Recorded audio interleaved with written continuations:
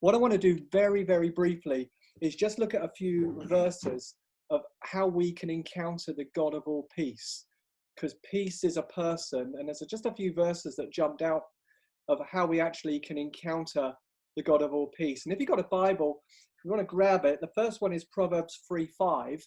And what I like to do when I'm reading verses is actually scribble on the page and underline certain phrases and thoughts.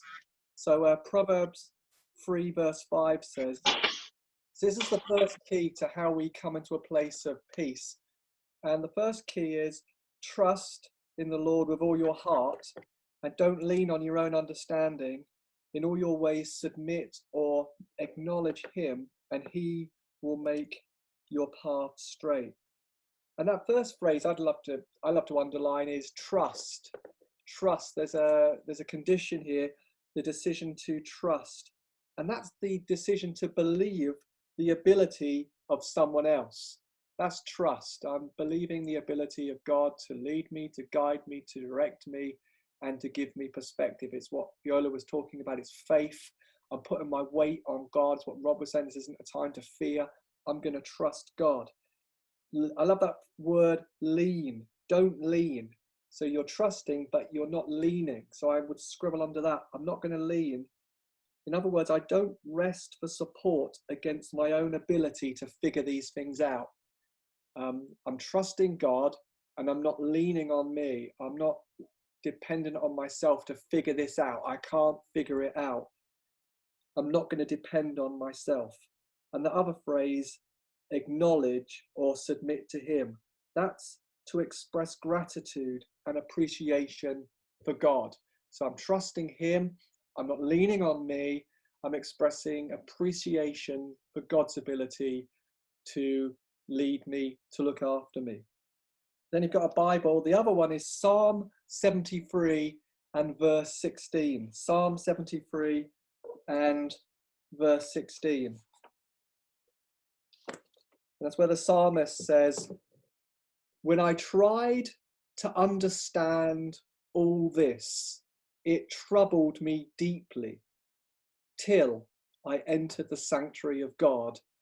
Then I understood. And the psalmist is saying, look, he was actually offended, disturbed, and distressed by what he saw in society. He felt it was unfair. The Message translation says, when I tried to understand it all myself, it gave me a splitting headache. That's what the Message translation says. When I tried to suss all this out, work it out, I was offended, distressed, I didn't understand it. It gave me a headache. Till, it says he was distressed and troubled and confused until. And there's something stopped the moment he goes into a place of encountering God. When he turned aside to engage with Holy Spirit, the headache stopped, the distress stopped, the trouble stopped in his mind. The offense, the feeling that it wasn't fair stopped.